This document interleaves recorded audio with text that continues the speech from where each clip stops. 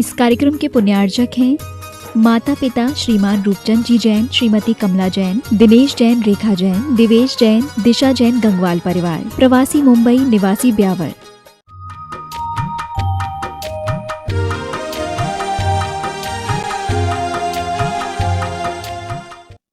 येनात्मा बुध्यतात्मेव परत्वेनैव चापरम् अक्षयानंत बोधाय तस्मै सिद्धात्मने नमः।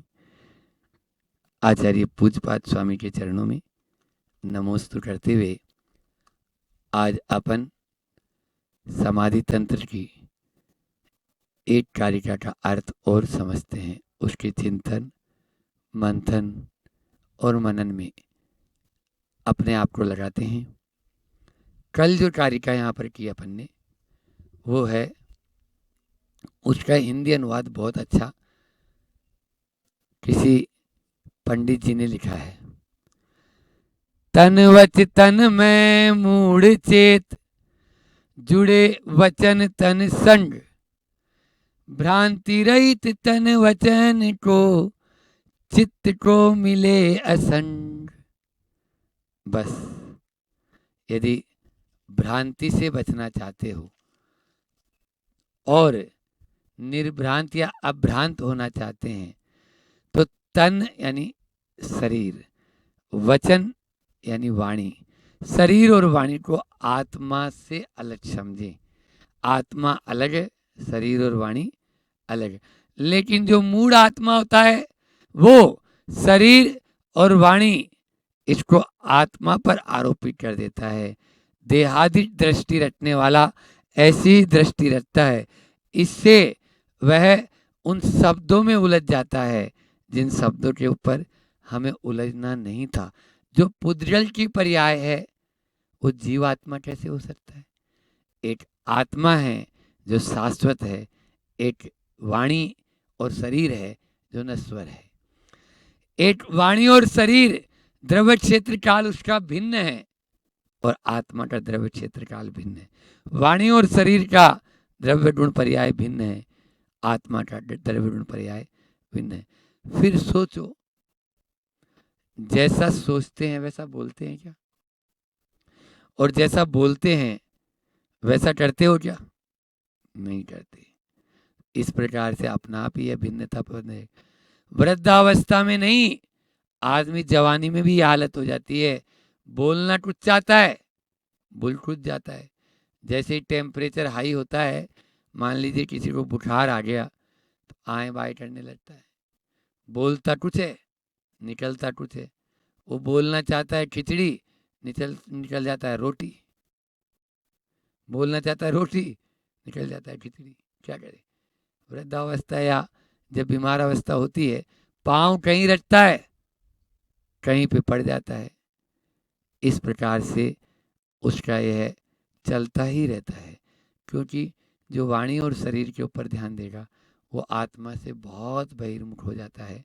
आगे भी इसी को पुष्ट करने के लिए आचार्य पूज्यपाद स्वामी ने ये कारिका 55 नंबर की कारिका दी है। आप लोगों ने ज्ञान भावना तो बहुत सुनी होगी। आज पूज्यपाद स्वामी यहाँ अज्ञान भावना बताते हैं कि अज्ञान भावना क्या है। सुनो ऋषभ,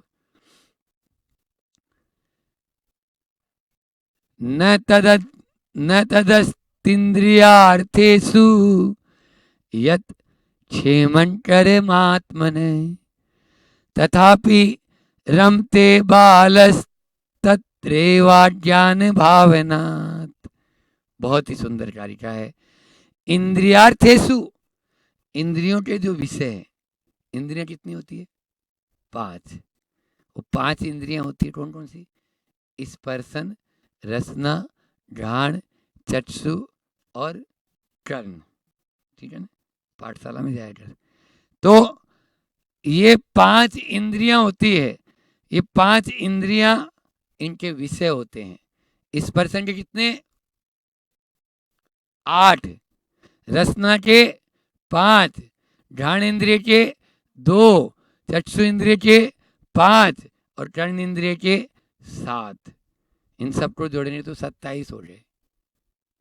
8 5 13 2 15 और 5 फिर चक्षु इंद्रिय के 20 और 7 कर्ण इंद्रिय के 27 और एक उनका बाबा मन, उसको जोड़ लो तो ये हो गया 28।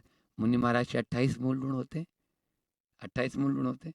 वो इन्हीं इंद्रियों के विषयों से विरक्त करने के लिए 28 मूल गुणों का पालन करते हैं। यहाँ पर आचार्य पूज्यपाद स्वामी ने यही कहा, इंद्रियार्थेषु, इंद्रिय विषयों में, तत् न अस्ति, वह कुछ भी नहीं, यत जो आत्मन है, आत्मा के, क्षेमंकरम, हित में हो। क्षेमंकर का मतलब क्या होता है? क्षेम करो, हित करो, कल्याण करो। इन 5 इंद्रियों के विषय में वह कुछ भी नहीं है जो आत्मा के हित में हो। है? बोलो। स्पर्शन, रसना, घ्राण, चक्षु, कोई सी भी इंद्रिय का ले लो, एक भी विषय ऐसा नहीं जो आत्मा का हित करता हो। तथापि फिर भी क्या? बालस, बाल है, मोही जीव, तत्र एव, उन्हीं विषयों में, अज्ञान भावनात् रमते, अज्ञान भाव से वह रमता है। उन्हीं विषयों में बार बार उन्हीं में ही जाएगा। जैसे नाली का कीड़ा नाली में ही आनंद मानता है, विष्टा का कीड़ा विष्टा में ही आनंद मानता है। उसी प्रकार से जो अनादि के संस्कार पड़े हैं, उन अनादि के संस्कार वसात वह बार बार उसी ओर दौड़ता है, उसी ओर जाता है। इसलिए इन इंद्रियों के विषयों से बचने की यहाँ पर प्रेरणा दी। यह अज्ञान भावना क्या हुई? बोलो। अज्ञान भावना ये हुई इंद्रियों के विषयों के पीछे दौड़ना। अच्छा ये बताओ कि कभी इंद्रियों ने बोला कि तुम मुझको आकर सुन ले? फूल ने कभी बुलाया आपको? बोलो ने। गद्दे ने आपको कभी बोला कि आओ मैं डल्लब का गद्दा हूं, मेरे ऊपर सो जाओ? बोलो। एक भी इंद्रिय कभी रोटी ने आके बोला मुझे खाओ रसगुल्ले ने? जो रसगुल्ला अभी 2 3 4 5 खाए थे, उतनी देर तो आपको अच्छा रस आ रहा था, और उसके बाद में क्या हुआ दीपक? रस गोल हो गया, रस का गुल्ला हो गया वो। अब 5-6 रसगुल्ला खाने के बाद कोई बोले एक और ले लो प्लीज, आप क्या बोलेंगे? उल्टी हो जाएगी। अभी तक क्या हो रहा था? सुल्टी हो रही थी। तो ये आप तद इंद्रियार्थेषु न, उन इंद्रियों के अर्थों में न जाएगा, तभी वह ज्ञानी कहलाएगा, अन्यथा अज्ञानी कहलाएगा, बाल कहलाएगा। यहाँ पर बाल का अर्थ बहुत अच्छा लगा सकते हैं, केवल मात्र मिथ्या दृष्टि को ही बाल शब्द नहीं कहा। आचार्य पूज्य पाठ की दृष्टि बहुत विस्तृत दृष्टि। आचार्य कुंद भगवान ने भी समय सार में कहा, तू मूढ़ है, तू अज्ञानी है, तू बाल है। जो आत्मा से बाहर है वो बाल है, अभी बालक है, उसको अकल नहीं है, उसका दिमाग ठिकाने नहीं है। और जो आत्मा के भीतर में है, जो आत्मा के भेद विज्ञान को, शरीर और आत्मा के भेद विज्ञान को जानता है, वह ज्ञानी कहलाता है। यहाँ पर यही कह रहे हैं, 5 इंद्रियों के विषयों में ऐसा कोई भी पदार्थ नहीं जो आत्मा का भला करने वाला हो, लेकिन अनादि के संस्कार हमें उसी ओर दौड़ाते हैं। अभी थोड़ी सी अंतों का टाइम हुआ भैया, अंतो बनी कि नहीं बनी, टिफिन आया कि नहीं आया, आया समय, उसी ओर, यानी वो दीवाना हो जाता है, उसका पागल हो जाता है। यही पागलपन है, इस पागलपन से बचना चाहिए। ये पदार्थ कभी भी आत्मा का उपकार नहीं कर सकते हैं। जितने भी ये पदार्थ दिख रहे हैं, ये सब गेय पदार्थ है। इनसे प्रेरित होकर वे पदार्थ भी हमको जबरन प्रेरित नहीं करते, लेकिन हम उनकी ओर आकर्षित हो जाते हैं। जैसे इंद्रधनुष देखा तो बच्चा तुरंत उसकी ओर दौड़ता है। ऐसी स्थिति आज के इंसान की होती है। पद्यानुवाद इसका किसी ने लिखा है, फिर आचार्य श्री जी का लेंगे। इंद्रिय विषयों में न कुछ आत्मलाभ की बात, तो भी मूढ़ अज्ञानवश रमता इसके साथ। मूढ़ अज्ञानी इन्हीं इंद्रिय विषयों में रमता रहता है। वह वासना की ओर दौड़ लगाता है, उपासना की ओर दृष्टि ही नहीं रख पाता है। 4 पुरुषार्थ हैं: धर्म, अर्थ, काम और मोक्ष। अर्थ पुरुषार्थ तभी आपको सही रूप में उस परमार्थ से मिला पाएगा जब धर्म को आप सहारा लेंगे। काम पुरुषार्थ आपको अपने राम से मिला देगा, तभी मिलाएगा जब आप धर्म का सहारा लेंगे। तो धर्म पहले रखा, धर्म के साथ में अर्थ हो, अनर्थ नहीं करूँगे, धर्म के साथ में काम हो, तो वह राम से मिलाने में साइड हो जाएगा, वासना की ओर लेकर नहीं जाएगा। तभी हो सकता है। मेरा एक और चिंतन इसमें गया कि यत क्षेमंकर, तो क्षेमंकर राजा की कहानी आती है, आप लोगों ने सुनी होगी, फिर भी आज प्रासंगिक है। और यहाँ पर क्षेमंकर शब्द भी आया।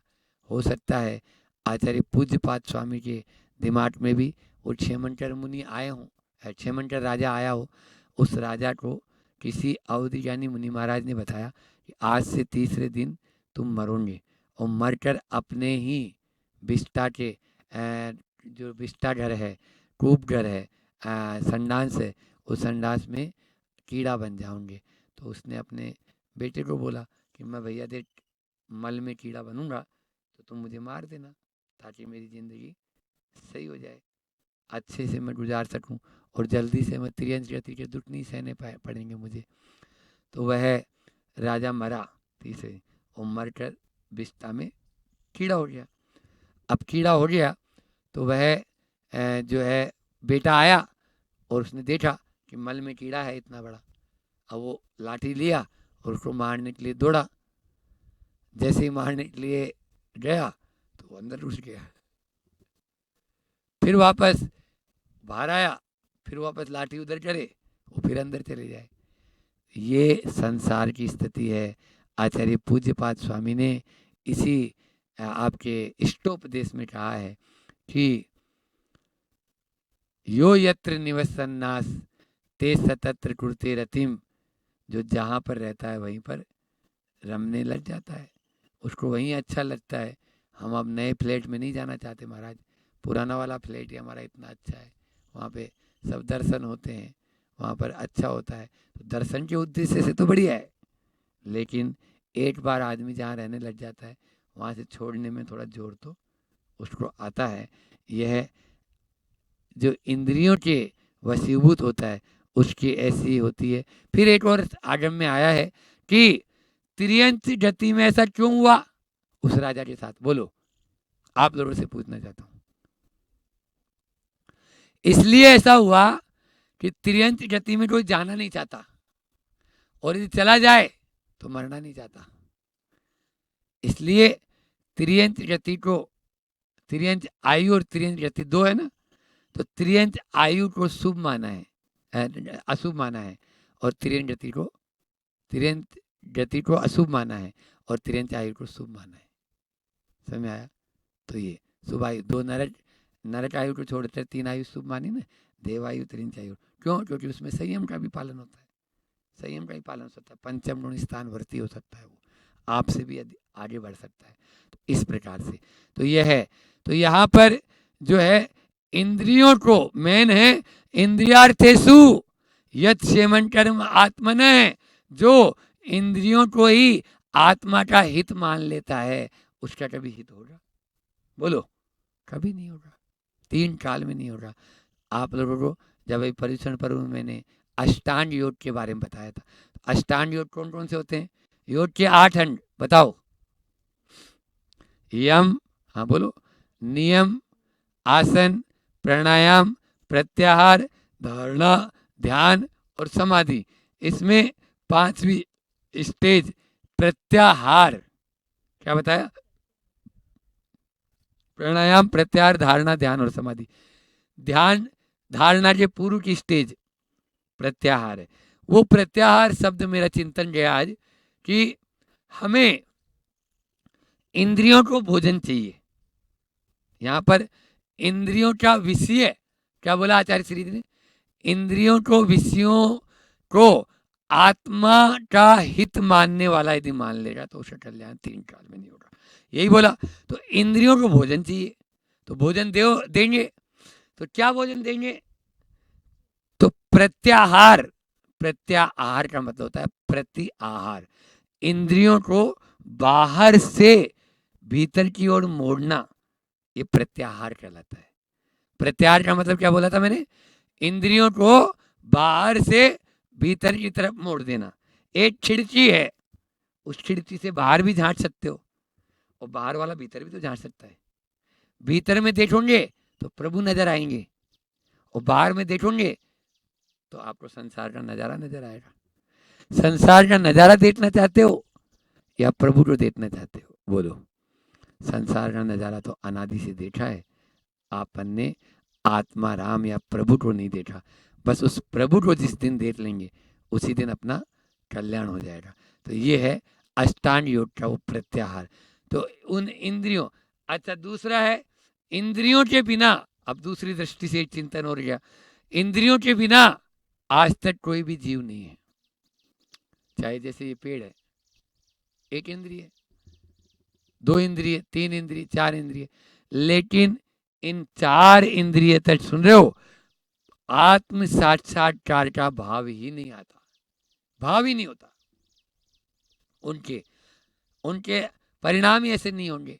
तो फिर पंचेंद्रिय, अपन सब पंचेंद्रिय बने, लेकिन पंचेंद्रिय होना पर्याप्त नहीं, इतना ही पर्याप्त नहीं है। अपने पंचेंद्रिय हैं तो बहिर्मुखी न होकर अंतर्मुखी हो। इसी को ही जागृत अवस्था वाला बोला। सम्यक दर्शन की प्राप्ति जागृत अवस्था वालों को होती है, सोए वाले को नहीं। सो रहे, सोते रहो। अभी आएगा आगे तारिका में कि सोते सोते ही निकल गई सारी जिंदगी, वो निकलेगी।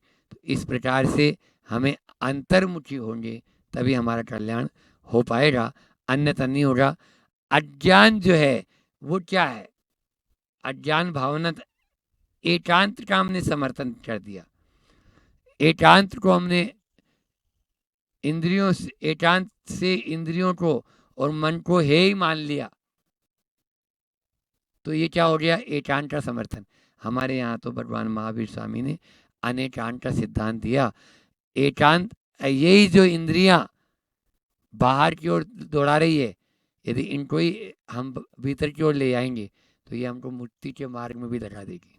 सही मारा है? देखो कैसा।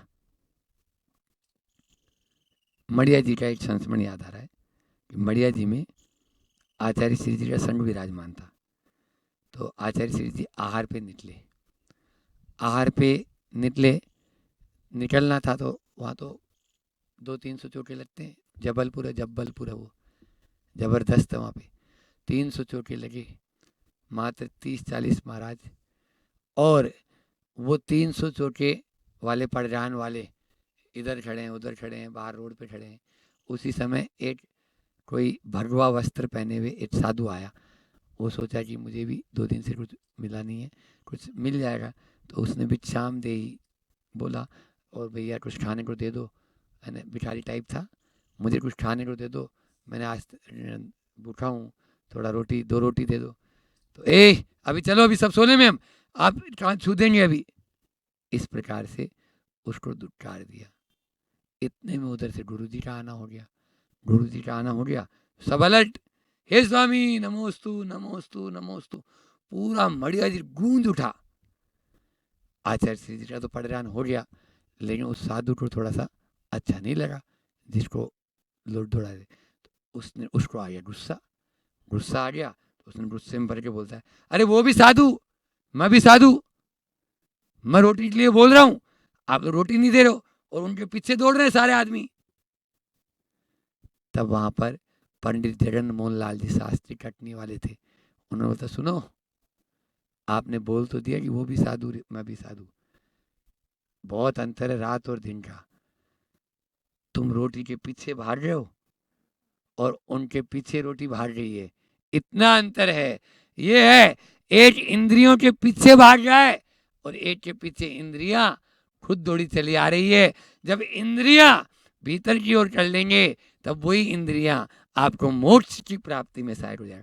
यही शरीर हमें अधोगति का पात्र बना सकता है और यही शरीर हमको ऊर्ध्वगति का पात्र भी बना सकता है। जिस मोटर से पानी ऊपर की ओर जाता है, नीचे की ओर जाता है, उसी मोटर से ऊपर की ओर भी चला जाता है। तो ऊर्ध्वगामी बनाओ, इंद्रियों को अंतर्मुखी बनाओ तो कल्याण हो सकता है।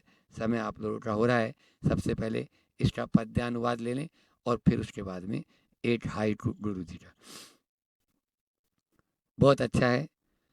संभोग में सुख नहीं कहते मुमुक्षु, मोक्षार्थ योग धरते सब संत भिक्षु।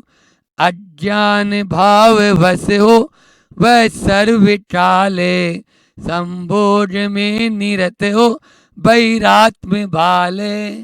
वह बाल अवस्था बहिरात्मा जिसको कहते हैं, वही इन पांचों इंद्रियों के भोगों को आज आप लोगों ने पूजा की सुबह, तो क्या बोला आचार्य श्री पूजा में आता ना, भोगों को इतना भोगा कि खुद को ही भोग बना डाला। बहुत अच्छी पंक्तियां हैं ये तभी होगा जब जीवन में उतारेंगे। और इन्हीं आचार्य श्री जी कहते हैं, भोगों की याद सड़ी गली धूप सी जान खा जाती। भोगों की याद सड़ी गली धूप सी जान खा जाती। कभी सर्दी के अंदर धूप में बैठने का मन होता है कि नहीं होता है? होता है, अच्छी लगती है। लेकिन मान लीजिए मद्दी मद्दी सी धूप आए और हवा तेज चले और उस धूप में जान ही नहीं है, तो कैसा लगता है? बस वैसा ही लगता है। भोगों को भोगने के बाद में भी आदमी तृप्त नहीं हो पाता है, न वो तृप्त हो पाएगा। बस इनको तृप्त करने का एक ही साधन, ईंधन डालना बंद कर दो। अग्नि में ईंधन डालना बंद कर दोगे तो अग्नि कम हो जाएगी, अन्यथा वह तो झुलसा देगी। झुलसती रहे हैं। आज का संसारी प्राणी इन्हीं भोगों की याद में ही झुलसता रहता है। आज की कारिका बहुत ही अच्छी कारिका है। आचार्य श्री जी ने कहा कि ये इंद्रिय जो विषय हैं ये कभी भी हमें आत्मा का हित करने वाले नहीं हैं। इस बात को अपन हमेशा के लिए याद रखें। अभी आप लोग सब कमेटी वाले भी निवेदन कर रहे थे और आने वाले इस जो है शुक्ल पक्ष में सब जगह सर्वत्र ही विधान हो रहे और इन लोगों की भावना भी है कि विधान हो जाए यहाँ पर। तो हमने भी बोला जी ठीक है भैया, अभी तो पर्यूषण पर्व की थकान मिटाने ऊपर आए हैं और आप लोग सब फिर निवेदन करने लगे हो, तो कोई बात नहीं है। ये शुक्ल पक्ष जो आ रहा है, इस शुक्ल पक्ष में प्रतिदिन अलग अलग विधान या एलोरा की पावन धरा पर होने जा रहा है और आप लोग उसमें बढ़ चढ़ कर 15 दिन के 15 नाम तो आ ही गए हैं। उन नामों की घोषणा भी अभी कर देना। वो 15 दिन के 15 नाम तो हो गए, लेकिन और भी यदि आप लोग भी कितनी राशि जो भी रखी इनको बता दो। और यदि बाहर से कोई अपनी ओर से विधान कराना चाहे और उस विधान में सहयोग करना चाहे तो वह भी सहयोग कर सके, ऐसी भावना के साथ में, ताकि यहाँ गुरुकुल का और क्षेत्र का विकास हो सके। यहाँ पर मैं तो चाहता हूँ औरंगाबाद से भी प्रतिदिन यदि बस की व्यवस्था बना सको तो बना लो, ताकि हाँ बना ही लेंगे। आप लोग औरंगाबाद से प्रतिदिन यहाँ पर बस आए और जो परिवार के द्वारा, जिस परिवार या मंडल या जिन महिला मंडल के द्वारा विधान किया जा रहा है, समाज के द्वारा विधान किया जा रहा है, वो भी बढ़ चढ़ कर इसमें भाग लें और इस आराधना, भक्ति आराधना महोत्सव में आप सब भाग लेकर अपना जीवन चरितार्थ करें। ऐसी भावना के आशीर्वाद के साथ अहिंसा परमो धर्मः। इस विकल्प पर अपनी पसंदगी की मोहर लग जाएगी तो बहुत अच्छा होगा, क्योंकि हो सकता है किसी निमित्त के कारण क्रोध आ गया, क्रोध आ जाता है, परंतु मन की भूमि पर वो जब क्रोध अड्डा जमा लेता है तो वो जो क्रोध है वो क्रोध क्या हो जाता है? वो क्रोध बैर का रूप ले लेता है। फ्रिज में रखा हुआ वो जल का उदाहरण दिया था, जम जाता है, ऐसे वो क्रोध जो है वो बेर के रूप में हमारे हृदय पटल पर, मन पर, हमारे जीवन पर स्थायी रूप से गांठ बांध लेता है। क्योंकि जब जब भी क्रोध टिकता है तो वो जो क्रोध टिकता है तो टिकने के बाद जीवन में वो संग्राम को लेकर आता ही आता है। वो बहुत बड़ी हमारी हार को लेकर वो आता है। रहेगा शव तो सड़ता है, बदबू आती है। कचरा जब पड़ा रहता है तो बदबू आती है। दूध जब पड़ा रहता है तो निश्चित तौर से वो फटता ही फटता है। बस क्रोध भी जब संग्रहित होता है और हमारे हृदय में बैठ जाता है तो वो एक हाहाकार का सृजन करता है। कल एक और बात बोली थी कि जीवन में किसी को आघात नहीं देना, और किसी ने अगर हमें आघात दे दिया है तो उसका मन में संग्रह नहीं करना, नहीं तो वही संग्रह आपके जीवन के विग्रह का कारण बन जाएगा। बिल्कुल कारण बनता ही चला जाता है। इसलिए आप प्रयत्नशील रहें, न किसी को आघात दें, और अगर आघात किसी ने दे दिया है तो उसको निकालते चलें। जो मेरी प्रिय लाइन आप लोगों को मालूम है, क्या है वो मेरी प्रिय लाइन? आया और गया। बस इसको अगर आप अपने जीवन में निकालते रहेंगे तो निश्चित तौर से मैं सहनशील आत्मा हूँ, आता है और चला जाता है, उसको रखते चले जाओगे तो कभी भी वो बेर की गांठ बंधेगी ही नहीं। ये मान के चलना, क्योंकि होता यही है, हम सामने वाले की अच्छी चीज़ें तो भूल जाते हैं, लेकिन उसने थोड़ा सा भी कुछ बोल दिया वो बहुत जल्दी याद रहता है हमारे लिए। वो हमें बिल्कुल डिलीट नहीं कर पाते हम, वो हमारे मन में गांठ बैठ जाती है, और वो गांठ ऐसी होती है कि फिर वो झुकने नहीं देती है।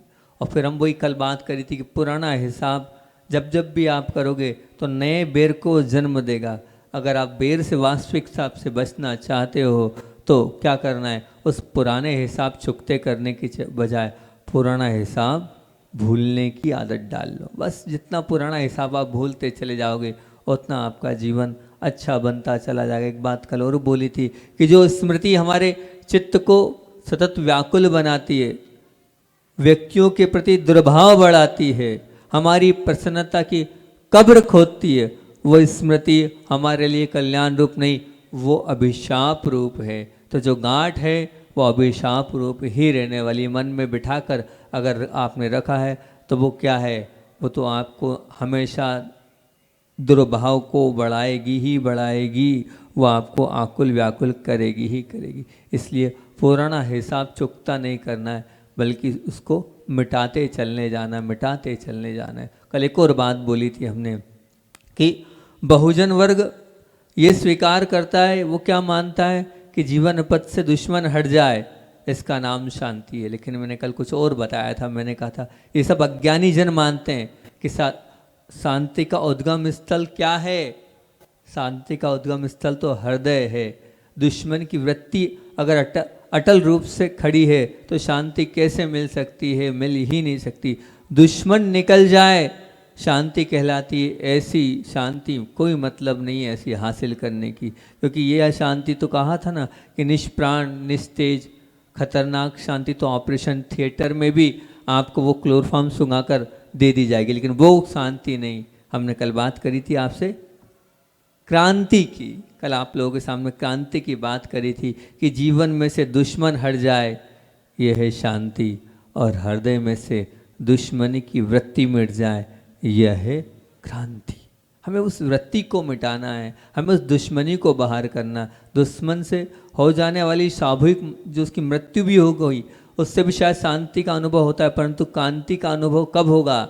जब हमारे मन में वो पुराना हिसाब जो है वो हट जाए, वो भयंकर वृत्ति मन से हटेगी, तभी हमारा जीवन बहुत अच्छा बनेगा। तब इसीलिए कल का एक बहुत क्रीम कोटेशन जो दिया था वही दिया था, दुश्मन की अनुपस्थिति वो शांति,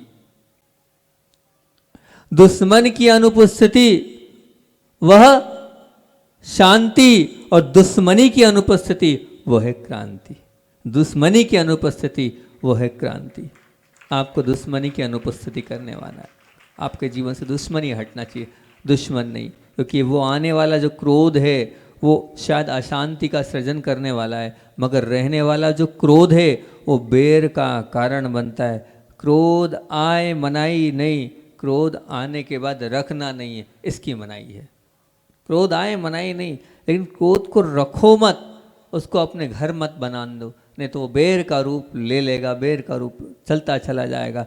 प्रश्न ये है, प्रैक्टिकली सभी का प्रश्न ऐसा होता है, सभी लोग ये पूछते हैं कि जीवन में से बहुत से मौके आते हैं जहाँ पर क्रोध से बचा नहीं जा सकता है। जैसे किसी ने व्यापार में जिन्होंने हमारी संपत्ति का नुकसान पहुँचा दिया, समाज के बीच में जिन्होंने हमें बेआबरू कर दिया, सुविधाओं से जिन्होंने हमें असुविधाओं में ढकेल दिया, जिन्होंने सतत हमें परेशान करने का ही कार्य किया है, ऐसे व्यक्तियों के अपराधों को याद नहीं करें तो क्या भूल जाएं? एक प्रैक्टिकली प्रश्न है। निरंतर क्या अन्याय का शिकार बनते रहें और परेशानियों में अपने आप को फंसाते रहें? कोई भी संसारी प्राणी के साथ ये परिस्थितियाँ होती तो क्या स्वीकार करते चलें? बहुत अच्छी बात है। बार बार अन्याय का स्वीकार न बनना हो तो सामने वाले व्यक्ति के किए अपराध को क्या करना है? भूलते जाएं। तो मैं तो कहता हूँ बहुत अच्छी बात है, ऐसा सबके साथ होता है, हर प्राणी के साथ, हर जीव के साथ होता है। व्यक्ति के, उसका उत्तर यही दे रहा हूँ कि व्यक्ति के अपराध को भूल जाना, व्यक्ति के अपराध को भूल जाना, परंतु उस अपराध की वजह से मिले सबक को मत भूलना। कैसे महाराज जी? मान लीजिए किसी व्यक्ति को आपने बहुत अटूट विश्वास था और विश्वास करने के बाद 5 लाख रुपए दे दिए। अब 5 लाख रुपए आपने उसको दे दिए, अब वो 5 लाख रुपए आपको वापस नहीं दे रहा है। अब वो नहीं दे रहा है तो क्या करा जाए? उसको कब तक गांठ बांध के रखोगे? कब तक, कहाँ तक ले जाओगे उस गांठ को? सबसे अच्छा तो तरीका यही है कि उससे एक ही आप सीख लो, क्यों मैंने ब्याज के चक्कर में 5 लाख रुपए दिए? गलती तो मेरी हैगी, मैंने क्यों दी? पहली सीख। और दूसरी सीख यही है कि 5 लाख दिए, वो नहीं दे रहा है, सीधी सच्ची बात है, पुराने जन्म का कर्जा उतर गया। अब आद्रोत परिणाम नहीं करूँगा, दे रहा है तो ठीक, नहीं दे रहा है तो कोई बात नहीं, लेकिन गांठ को बनाकर नहीं रखूँगा, गांठ को अपने हृदय में नहीं रखूँगा, नहीं तो वो 2-5 लाख रुपए आपके जीवन को समाप्त कर देंगे। वो 1-2 लाख के चक्कर में आप हमेशा बद्दुआएं देते रहोगे, उसका बुरा हो, उसका बुरा हो चाहे नहीं हो, लेकिन हमने अपना बुरा तो निश्चित तौर से कर लिया उन 1-2 लाख रुपए के चक्कर में। नहीं, बिल्कुल नहीं। गया चला गया, आना होगा आ जाएगा, उसका संकल्प विकल्प मुझे नहीं करना है। या जितने लोग बैठे हैं उनसे यही कहूँगा, यही बात रखूँगा, चला गया चला गई, जमीन चली गई, मकान चला गया, चले जान दो, कोई बाधा नहीं, पर मन में गांठ मत रखो, मन में द्वेष मत रखो।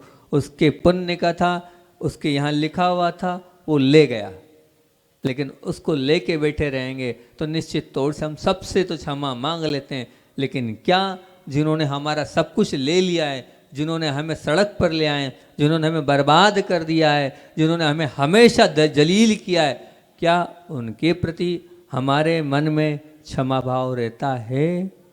अगर उनके प्रति आपके मन में क्षमा भाव है तो वास्तविकता में आप असली क्षमा वाणी बना रहे हैं, असली क्षमा वाणी बना रहे हैं। मैं हमेशा कहता हूँ, व्यक्ति शिखर जी चला जाएगा पर घर के बाजू में क्षमा मांगने नहीं जाता है। ये कितनी बड़ी विडंबना है कि शिखर जी चले जाएंगे, वो तीर्थ क्षेत्र की वंदना कर ली, क्या वंदना कर ली, क्या प्रभु के दर्शन कर लिए, क्या सिद्ध क्षेत्र हुआ है आप? अरे सबसे बड़ा क्षेत्र तो वो है कि जहाँ आजू बाजू वाले और जिससे है उसके पास आप चले जाओ, उससे क्षमा याचना कर लो, वो करे चाहे नहीं करे, मैंने तो अपना काम किया, मैंने तो अपना कार्य कर लिया। क्योंकि साथा वेदनी के कारणों को उठाकर सुख की प्राप्ति के उपाय को जब उठाकर देखते हैं, आचार्य उमा स्वामी यही लिखते हैं सुख प्राप्ति के उन उपायों में कि तुम्हें सुख चाहिए, साता चाहिए तो शांति। क्या है शांति का मतलब? हमेशा क्षमा मांगते रहो, हमेशा क्षमा मांगते रहो, क्षमा करते रहो, क्षमा मांगते रहो, अपने आप आपके पास सुख आता चला जाएगा। अगर आप सुख के भंडार के साथ आप जीवन जीना चाहते हो तो क्षमा को अपने जीवन में रखते चले जाओगे तो सुख आप एक ही पहलू है, चाहे सुख कहो चाहे क्षमा कहो। जहाँ पर क्षमा है वहाँ पर सुख है, जहाँ पर क्षमा है वहीं पर सुख है, और जहाँ क्षमा नहीं है वहाँ पर दुख है। अगर चाहते हो आप सुखी बनना, बस करते चलो, सुबह शाम दोपहर तीनों टाइम, जब जब जहाँ जहाँ क्षमा मांगते चलो। क्योंकि मकान की दीवार, कल एक और बात बोली थी हमने कि मकान की दीवार की अपेक्षा गलत सोच की दीवार ज़्यादा मजबूत होती है और भयंकर होती है। बस वो गलत सोच की जो दीवार होती है बहुत, वो नहीं निकलती। वो घर जो कर जाती है, वो दीवार जब बन जाती है तो बहुत हथौड़े के बाद भी वो दीवार नहीं टूटती। वो ईंट सीमेंट की दीवार तो तोड़ लेते हैं हम, पर जो एक बार किसी के विषय में गलत धारणा बन गई, ये ऐसा है, ये वैसा है, ये जो ऐसा और वैसा अगर हमारे हृदय में ये दीवार खड़ी हो गई है, उस दीवार के कारण हम चाह कर भी सामने वाले से क्षमा नहीं मांग पाते। बस उस गलत सोच की दीवार को खत्म, वो है गलत, हम ये नहीं कह रहे वो गलत नहीं है, वो उसकी जगह गलत होगा, पर मैं उसको गलत करने वाला कौन हूँ, मुझे क्या अधिकार है उसको गलत बोलने का। उसने जो किया कर्म का उदय था, हो गया, लेकिन मुझे उसको गलत नहीं बोलना है। मुझे किसको गलत बोलना है महाराज जी? फिर वो गलत नहीं, मुझे मेरे कर्मों को गलत बोलना है। बस मैं तो मेरे कर्मों को गलत बोलता चला जाऊंगा तो निश्चित तौर से वो दीवार खड़ी ही नहीं होगी। क्योंकि बेर की वृत्ति पाए गलत सोच पर खड़ी होती है, टिकती है तथा बढ़ती है। फिर से बोलूं, बेर की वृत्ति प्राय गलत सोच पर ही खड़ी होती है, टिकती है और बढ़ती है। इसलिए सोच को निर्मल कर लो, सोच को पवित्र कर लो, सोच को पावन बना लो, मन को अच्छा कर लो, तो निश्चित तौर से वो दीवार खड़ी ही नहीं होगी। और नहीं तो वो क्रोध तो आया है, वो क्रोध फिर बेर का जन्म लेगा, और वो जो बेर है वो बेर क्या होगा? जब जब वो बेर हमारे अंदर आएगा तो उस बेर के बगीचे में, कल भी कहा था, वो हरा भरा बगीचा बन जाएगा। तो उस बगीचे के जो फल हैं वो हिंसा भी, दुर्भाव भी, व्याकुलता भी, उद्विग्नता भी, आवेश भी, चिड़चिड़ापन भी, अनेक प्रकार के वो फल उसमें लगते चले जाएंगे। अगर चाहते हो कि इन फलों को नहीं खाना चाहते हो, तो अपने जीवन को अगर पवित्र बनाना चाहते हो, नरक और त्रियन से बचना चाहते हो, सब करो, लेकिन बेर की गांठ को आप अपने जीवन में बिल्कुल भी आने मत दो, बिल्कुल भी उसको अपने घर स्थान बनाने मत दो। परमात्मा, संत, सज्जन किसी पर आक्रमण नहीं करते। क्यों नहीं करते? परमात्मा भी नहीं करते, वो संत भी नहीं करते, सज्जन भी नहीं करते, वो किसी पर आक्रमण नहीं करते। और बेर की गांठ भी नहीं रखते हैं, वो बेर की गांठ भी नहीं रखते हैं, क्योंकि आवेश के शिकार वे बनते ही नहीं हैं। उसका मुख्य कारण क्या है? उनके जीवन में क्रोध आता तो है, पर उस क्रोध को रखते नहीं है। क्रोध तो सबके पास है, संज्वलन क्रोध है, हम लोगों के पास भी संज्वलन क्रोध है, लेकिन उस क्रोध को रखते नहीं है। इसलिए हम बहुत निर्भीकता से जीवन जीते हैं, निर्भयता से जीवन जीते। जहाँ रखना प्रारंभ कर दिया वहाँ गए। एक पल इस बात को आप बिल्कुल समझ लेना। आप तो ये मौके आते हैं तो हो जाता है, जैसे मौके तो हर चीज़ के आते हैं। अभी आपसे कोई दान मांगने आता है ना, तो आप कैसे आगे पीछे हो जाते हो और बहाना बना लेते हो, ऐसा है वैसा है ये है। ऐसी बहाने आप क्रोध आता है तब क्यों नहीं बनाते हो? बताओ, तब ऐसी स्थिति आपके साथ क्यों नहीं आती है? क्यों? क्योंकि दान देना नहीं है, इसलिए जो है हम बहाने बना लेते हैं, ये इधर उधर हो जाते हैं, स्थान छोड़ देते हैं, कुछ ना कुछ और कर लेते हैं।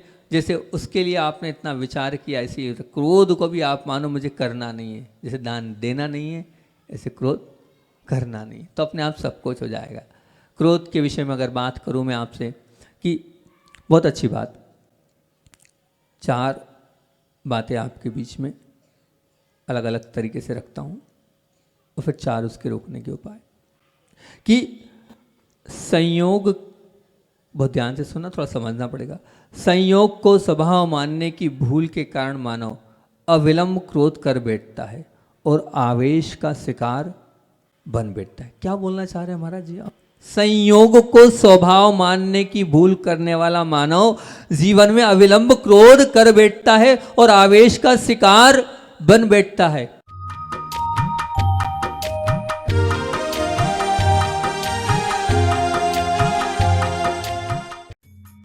इस कार्यक्रम के पुण्यार्जक थे माता पिता श्रीमान रूपचंद जी जैन, श्रीमती कमला जैन, दिनेश जैन, रेखा जैन, दिवेश जैन, दिशा जैन, गंगवाल परिवार, प्रवासी मुंबई, निवासी ब्यावर।